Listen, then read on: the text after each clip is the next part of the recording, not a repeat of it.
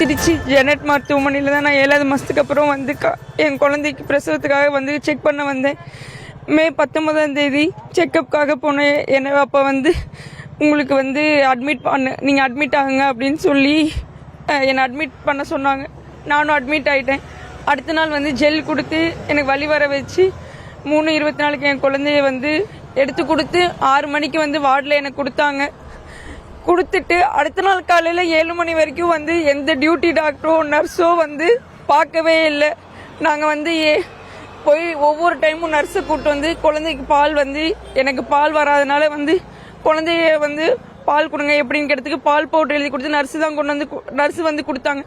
Duty doctor வர சொல்லுங்க அப்படின்றதுக்கு இதுக்கெல்லாம் டாக்டர் வரமாட்டாங்க, நான் தான் வருவேன்னு அந்த நர்ஸு வந்து ரொம்ப ஹார்ஷாக வந்து பேசி ட்ரீட் பண்ணாங்க.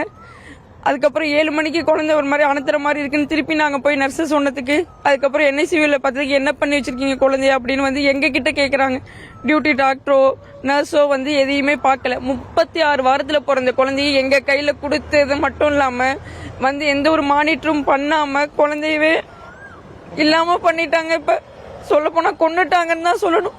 இது முழுக்க அந்த ஜெனட் ஹாஸ்பிட்டலோட மெடிக்கல் நெக்லிஜென்ஸ் தான். அடுத்த நாள் 7 மணிக்கு குழந்தைய எடுத்துகிட்டு போயிட்டு இது மாதிரி எங்களோட எந்த ஒரு கன்சர்னுமே இல்லாமல் இன்னொரு ப்ரைவேட் ஹாஸ்பிட்டலுக்கு வந்து குழந்தைய அனுப்பிட்டாங்க.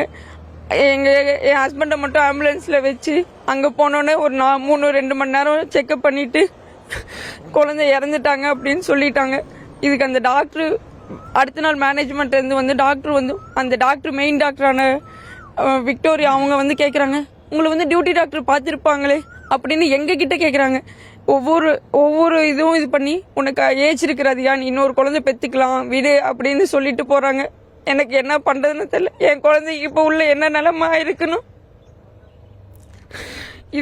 இது இந்த ஹாஸ்பிட்டலோட முழுக்க கவனக்குறைவால் தான் என் குழந்தை இறந்து போச்சு.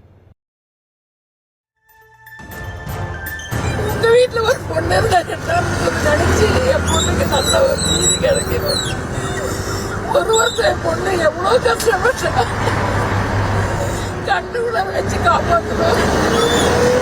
ஒவ்வொரு சாப்பாடு நாங்க சாப்பிட்டு பார்த்து கெட்டு போய் டெஸ்ட் பண்ணி எங்க குழந்தைக்கு கொடுத்தோம். கடைசி வரையும் உங்க ஜெனட் ஹாஸ்பிட்டல் பொண்ணு என் குழந்தைங்க கொடுத்தாங்க.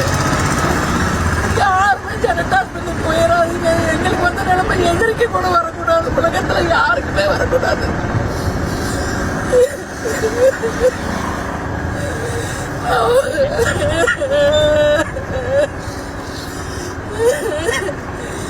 என் பொண்ணு மனநிலையே சரியில்லை. நைட்டு ஃபுல்லா தூக்கவே மாட்டேங்குது. நாங்க தேக்கவே முடியாது எங்க பொண்ணு.